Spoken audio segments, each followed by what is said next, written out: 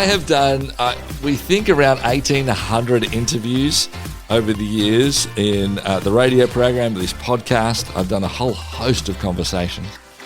This one today is right up there as one of the most powerful conversations that I've ever been involved with.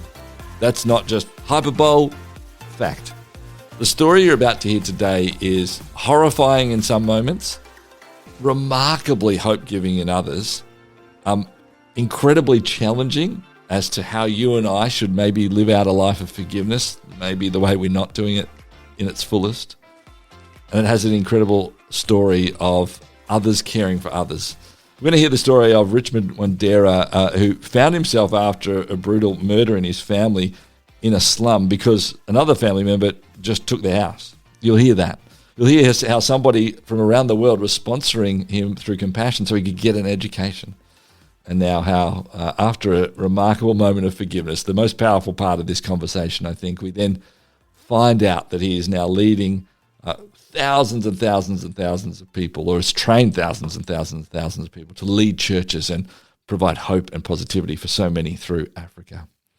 This is a really special conversation. Please like, rate, review, follow the program, share it with friends. It helps us get it out to more people. This is why we're so passionate about providing hope and a direction for people to understand that Jesus loves them, has a purpose, even in the depths of despair in life.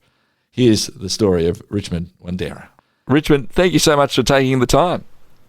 Thank you so much for having me. It is great to have this conversation. We do want to finish with this idea around how you are training so many to have such a huge impact across East Africa. But let's spend a bit of time with your story. It is a story of really extreme poverty and even violence around you as well. Could you take us back to growing up? Where did you grow up, and talk to us a little bit about the situation there? For sure, I could do that. Okay, so I was one of a big family. I was the third born of five other siblings, and so we were 6 in number. And my mom, she was married off very young. By the time she was 26 years old, she already had 6 children. Wow. And so she stayed home to take care of us while my dad, Stephen, he went to work. He was a hard-working individual. And we had hope because of his ethic, because of the favor of God on his life. He just had a lot of people who believed in him, loved him. Our house was constantly flooded with people who came to visit. But then everything stopped when I was 8 years old. And the sun stopped shining, figuratively, when my father was killed. Mm. He was killed in the presence of my mom, and in some way, I lost both parents. My father was gone physically, but my mom, the light in her life was completely gone. And that's when everything turned downwards for me. Yeah. And like many kids in Uganda, living in a government situation where the government has no solution. People such as my mom, there was no plan for them by the government. And so everyone on their own. So my mom kept looking around, and unfortunately something really horrible happened. There was an individual who was close to us as a relative, but he wasn't like super close. And after my father had passed, he came and claimed that some of the items that my father had were purchased using money that was borrowed from him. And my mom refused that. She argued, but she had no voice. As an uneducated woman in Uganda, all odds are set against you. And my mom felt the bitterness of that. And so we ended up losing everything and ended up in Uganda's worst slum called Naguru. I think the walk from Kololo, which was our former community, to Naguru was the longest walk of my life. I didn't want to arrive. I did not know whether this has happened to you, but there's a place you're going to and your heart is racing because you do not know what awaits you. But then somehow life has it in such a way that you've got to arrive. And so I arrived with my siblings, and we had arrived at this single room, 12 by 12 in size. And that was going to be our new home. 6 kids and my mom sleeping in one room, by day, during the day, we would have small stools and put them in the middle of the house, and in the night, we'll push them on the side, and would pile one after another and just sleep and make it through the night. Some nights were easier than others. In Uganda, we have what we call the wet season, where rain comes hard for 3 long months. And in that time, there's a lot of fear because malaria, which is spread by mosquitoes, which basically thrive with stagnant water, it spreads through the entire community. And you hear child after child is sick of malaria. And then every so often there'll be a child that passes away. And then there is cholera that comes from the wet season. Massive fear wrecks the community, because when cholera comes, then it's easily also spread. And so that became our life. But I can tell you that there is always hope, even though we don't see it. Because at that time, I didn't see any hope. My mom didn't see any hope. But somehow there was a friend to my mom who knew of a church down the street at the edge of the community. And that church had partnered with Compassion Australia. And they were sponsoring kids. And so, long story short, that's how I ended up getting plugged in with Compassion. My sister, too, got plugged in with Compassion. My brothers rejoiced over that connection. We danced like it was Christmas. So you could go back to school now. And so I ended up going back to school. Long story short, after some years, I graduated with my bachelor's degree in accounting. And my sister Doreen, who was also sponsored, graduated with a bachelor's degree in social work and social administration. And my mom, she was just standing there in disbelief, because as we were supported, our siblings too benefited from the support they got. They shared in the mosquito nets and the food and some of the items that we brought home, and they were thriving. My brother Richard was a very good football player, so he joined football. Ronald was a rugby player, so he joined rugby. And it was just incredible just seeing life sustained by some of the generosity of ordinary individuals across the world who just believed in helping. Yeah. And it's just a few years I graduated with accounting. It's very interesting how I chose the accounting path, because at that time, Uganda was the 12th most corrupt country in the world. And it was just very, very disturbing for us in poverty, because we saw a lot of good initiatives that were intended to support us and to keep us alive, literally. Were sabotaged by corruption, and I was very disturbed by that. I wanted to make a difference in my country, and so I made a connection between corruption and the accountant's office. I realized a lot of people, bosses, they want to maybe misrepresent in their taxes or do some shady things, but they have to go back to the accountant and say, hey, is this possible? I thought, what a unique hidden office where you can make a huge difference. And so I chose accounting, and I studied with all my heart, graduated on top of my class with a first-class degree in accounting, and proceeded to do my CPA. And I got a chance to be hired by the university, and so I began to teach accounting ethics and accounting practice for about 7 years. And it was just incredible to see all these students light up when I said accounting is beyond numbers and budgets and 10-column worksheets and balance sheets. It's about who can hold and keep an organization accountable. Yeah. And that's really my earlier story before I joined the pastorate. Yeah. We're going to get to the work with as a pastor, and then also now training so many. Let's just stay with this for a little longer too. You talked about this sort of idea that there wasn't much hope. It does seem like you always you always had a faith in Jesus, or the family did, that there wasn't sort of much hope around you, but there was this deeper hope within it. Was a life of following Jesus always a part of your upbringing too? No, actually not. Like, my father wasn't a believer. We never ever went to church. As a matter of fact, we had a belief system that was as far from Christianity as you can possibly go. Okay. That was our life, and that's our story. However,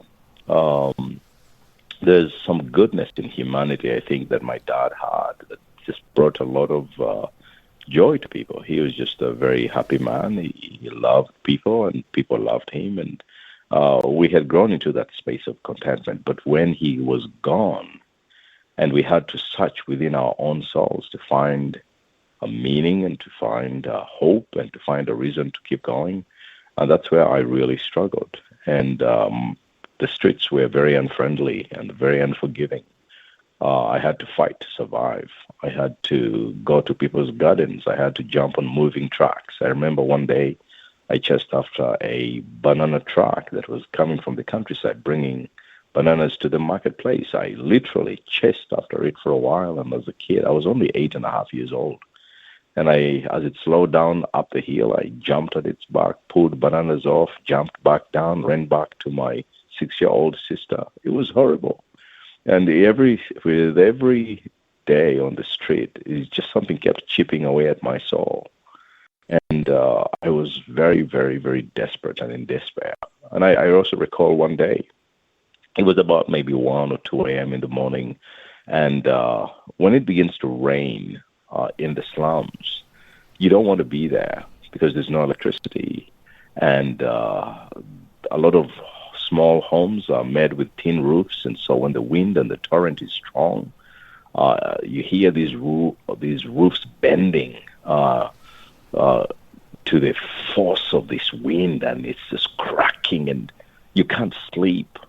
And for us one night, it was very, very unfortunate that our center iron sheet, which was already very old, ended up being blown away, and we were all exposed. 3 long hours of rain. Our house became one giant bucket. I remember standing in that water, just looking at our siblings, and we're all quiet. And we lost something. I lost something. I don't know whether to call it dignity or my sense of self. It was gone. I realized this is life. And our despair hit the bottom rock. And it was in that space that I realized, man, someone's got to help us. And it was not long after that, my mom going around looking for help, is when I ended up being connected with a sponsor, a 15-year-old girl. Imagine that, a 15-year-old girl is the one who chose to sponsor me. And then I found myself being told, hey, you can come to this church and your school fees will be paid and you will receive help. You can, all these play spaces, the merry-go-round, the seesaws, the slides at the church, which was made possible by compassion. Come and play. How about it? And my siblings would come along and would play and swing and sweat and laugh, and food was provided, and hope became my experience. And then it was 4 years later that a gentleman called Peter Mugabe, who was the pastor of that church, you could see a father in him, and you could see that he cared for us deeply. And he was just sharing about this young man, Joseph, in the Bible, who had done nothing wrong. But he's being accused, he's being thrown in prison, all the worst is happening to him, and he's done nothing wrong. And I related to that story. I was like, wow. And he ended up by saying God had a good plan for him. And began to talk about how this God still exists, and how there's a way to access him. And slowly by slowly, I began to lean in, and I gave my life to Christ, and I became the first Christian in our home, not knowing 2 years later, all 5 of my siblings would make the same decision. And when I was 19, my mother made the same decision too. The light and the joy and the hope that filled our home was incredible. In fact, not long after that, the gentleman who took from us and took our property, he was now in Mbale Hospital, which was in eastern Uganda, and he had cancer. He had been in hospital for many, many weeks, and nobody was taking care of him. The community had rejected him because of his ways.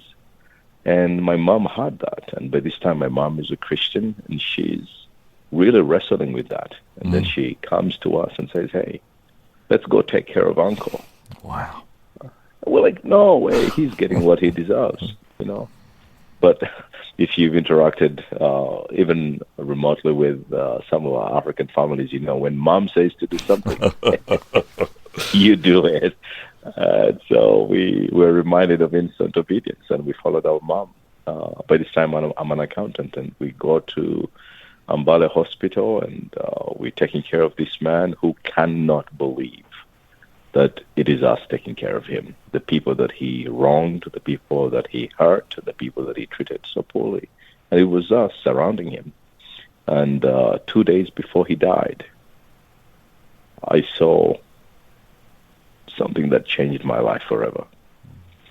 My mom's hand was in his hand. And she was praying for him, leading him to the Lord.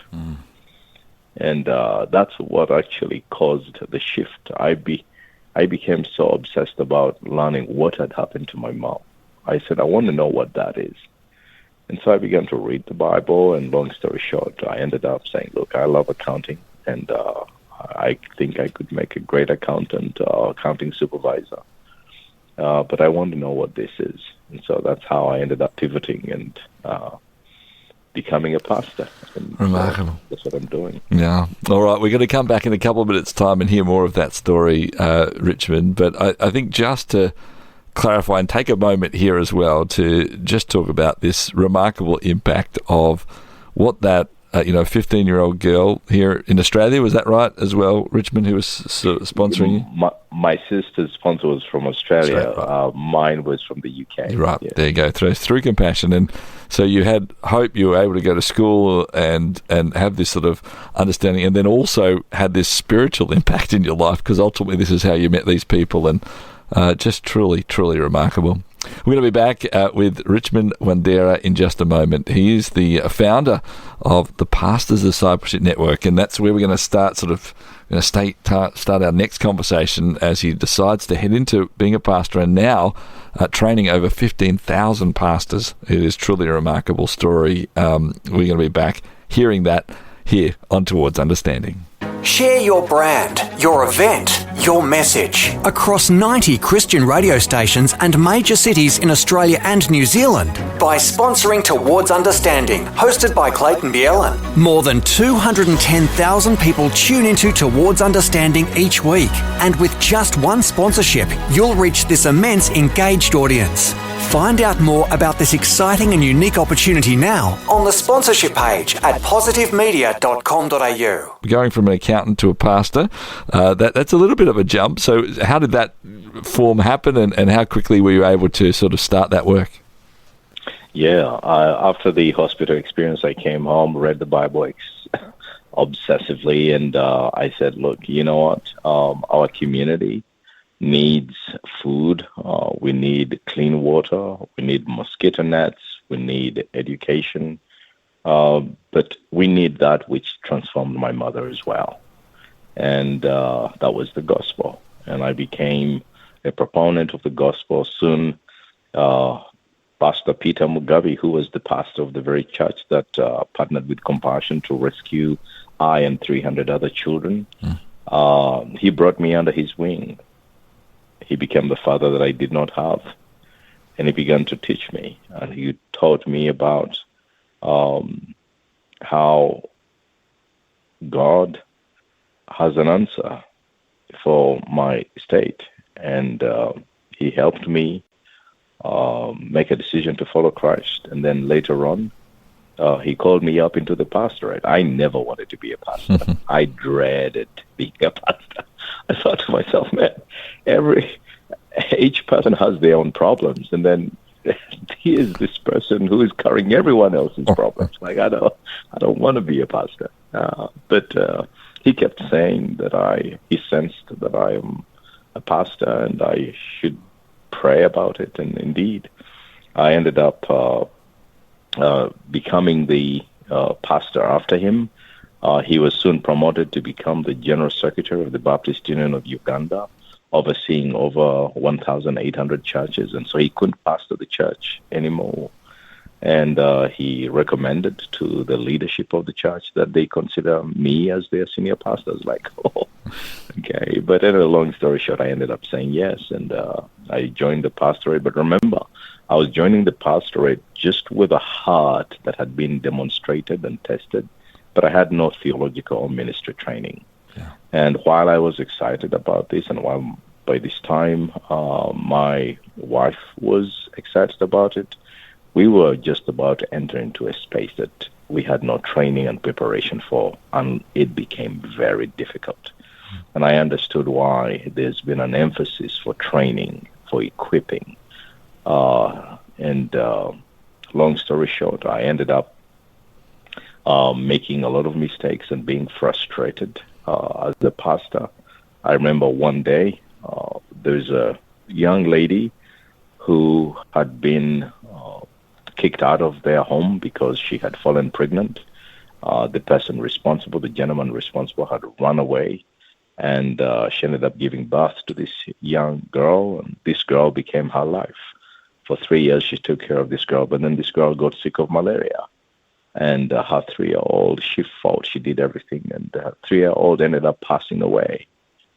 And so I was called. I said, Richmond, you can't believe this has just happened down the street to this lady. And so I called the choir together and my team, and we went and tried to surround her. And I was preaching from my heart. And as a young pastor, I was reciting what I had often heard said at funerals. We will see this child again. And I was speaking with a lot of confidence.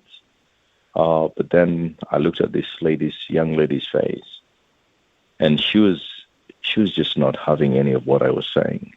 You could just see her. She's just getting more angry the more I talked. And I couldn't continue talking. I called the choir up to keep singing, and I went around to comfort her. And she pulled away, and she asked me in Luganda, Omwana w'emyaka esatu akoze ki Mukama? The translation of that is, what has a 3-year-old child done to God? And I thought I would pull up a verse or something to explain that, and my mind blanked. I couldn't pull a verse. I was so embarrassed because now everybody's watching and listening, waiting for the pastor to say something. And I was completely embarrassed, and I felt so frustrated. I was like, God, I'm not able to help these people, help me. And so I called Pastor Peter. I said, Pastor Peter, you should have been here, because I don't know that I can do this. It was from there that I said, look, maybe I go back into accounting, and I will preach as and when I am invited to preach in different spaces. But I think accounting is where I'm going to go, because I know accounts and I can do it. And later on, a gentleman who had heard of my story said, no, Richmond, what you need is training. And there is nothing new under the sun. Whatever it is you are dealing with, someone has dealt with before. And some people have gone as far as writing the experience down, and that has become a collection of what is taught at seminary. And so I ended up going to seminary. I did a master's degree in spiritual formation and discipleship. And then it dawned on me that now I was in the top 1% of pastors in sub-Saharan Africa that had that level of training. I was hit that 70%, it was not just me, but 70% of pastors across sub-Saharan Africa have no theological or ministry training. And it just made sense, because wherever you looked around in Uganda, you could see the blind leading the blind.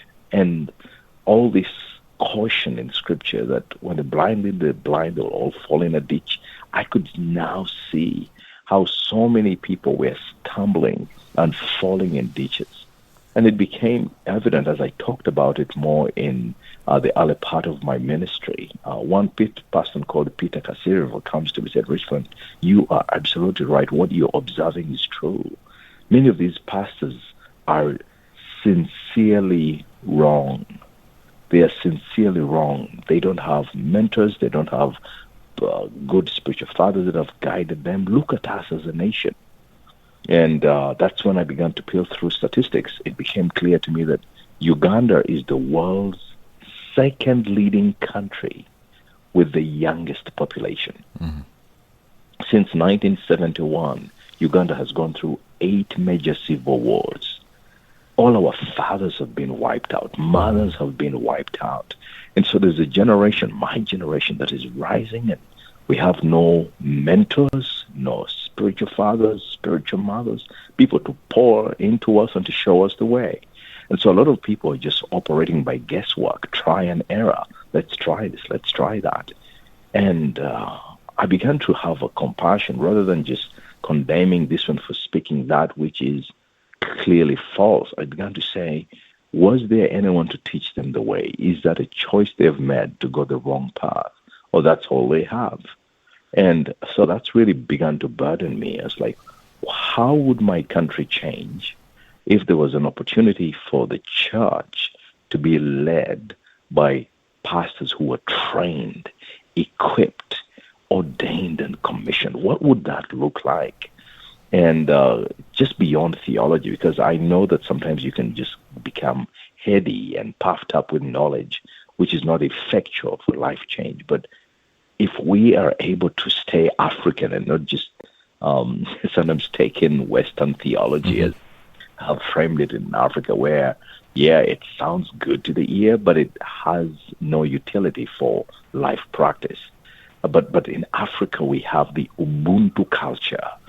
It's the Ubuntu philosophy, where we say to each other, I am because you are, and you are because I am, and we are because we are. And what if that was combined with truth in Scripture? What would that look like?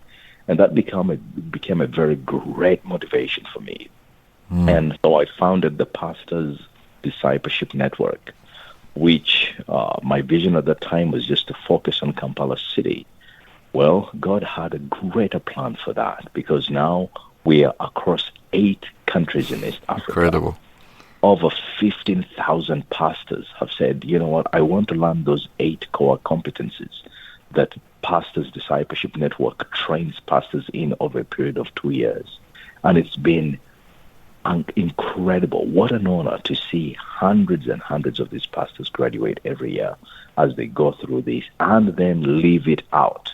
Because for me, that's where the mark is. It's not just people who've gone and checked the box that they attended. No. It's the living it out. And when I see all these communities coming alive because their leaders have begun to fear God and to walk and to love in very radical, bold ways, that's where I get the greatest joy, and my team has enjoyed seeing that over the last 15 years. Yeah. Well, and I think it's something like 15,000 pastors have been trained or something like that too. And so that when you think of the amount of people that has impacted, it's truly, truly remarkable. We actually have the number for that, actually. Oh, really? So it's the average size church in Uganda is 120 people. So that's about 1.98 million people right now that have been impacted by that. Just incredible. Just remarkable. Richmond, we could talk to you for hours. You are stunning to listen to and to hear these stories. Could I ask, as we do start heading to a close here for this conversation, you talked about this understanding of, for you, it was this sense of saying, look, we needed to understand what it meant for that African understanding and the African culture, and I think that is God's remarkable goodness, that He is working in all different cultures and in different ways. But from your perspective, as you look at the Australian and the New Zealand culture and taking it from your understanding, what challenge would you maybe give the Christian church here in Australia and New Zealand, and maybe an encouragement, either or is fine, from your perspective and what you see? Well, let me start with the encouragement. I have been amazed. I've been amazed at the willingness of people in Australia and New Zealand that I have encountered to allow themselves to engage with stories that are beyond Australia and beyond New Zealand. It's just incredible. Wherever I turn, whether I'm in Tanzania or in Kenya, Rwanda or Burundi, I've been amazed at how many of those stories have been touched and the trajectory of lives have been impacted by people who are so far away. And I've just been amazed that there is that almost a global mindset, as well as the generosity that makes a lot of this good happen. And so my own sister and myself, we are beneficiaries of this. And so I'd like to say thank you. I'm also grateful for the openness to learn.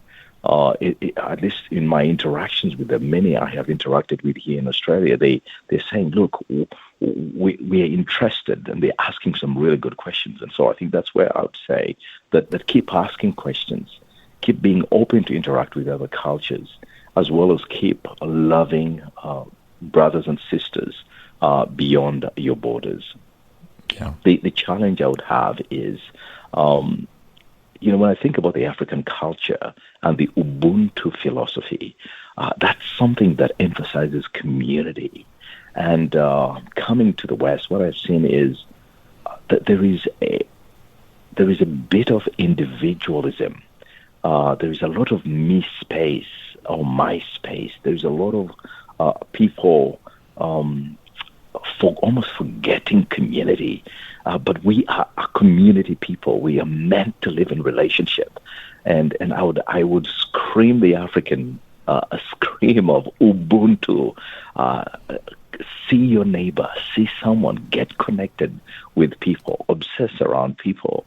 That's where the fascination is about life. It's not in cars or toys or some of these other things. They make a promise, but they never deliver. Life is in community. I think I would emphasize that. But the second thing I would is, oftentimes there is a lie that is told to us, whether through the media, that there's this vision of comfort that most people would say, oh, I want that level of comfort. But in the African space, comfort is not too high of a priority. What we have seen is that the more we build resilience, and resilience is built through some of the tough times, changing our view and definition of suffering, being willing to step into the hard space and rediscovering spiritual disciplines and pressing into that builds us on the inside to become formidable, to become unstoppable, and to face life as it is, because we have defined life as suffering. So life is suffering. And in order to face that, there needs to be a resilience that is built in us. Of course, there are moments of laughter, and of course, there are moments of joy.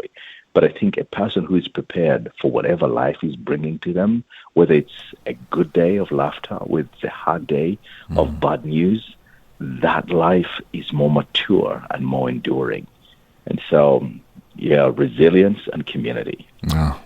What an incredible encouragement and challenge, Richmond. Thank you so much. Thank you for sharing your story. Thank you for the remarkable work that you are faithfully doing as well, and for that challenge and that encouragement. It's been a privilege to have a chat to you today. Thank you for joining us. Thank you, Clayton. Richmond Wandera has been my guest on Towards Understanding. We've been hearing that story of finding himself in a slum in Uganda, being sponsored with compassion, leading as a pastor, and then the difficulties. I loved his open and honesty about the difficulties of that, and then now ultimately heading up a whole team of other pastors, over 15,000, influencing almost 2 million people in churches. Truly is remarkable, isn't it? I hope it's encouraged you here on Towards Understanding.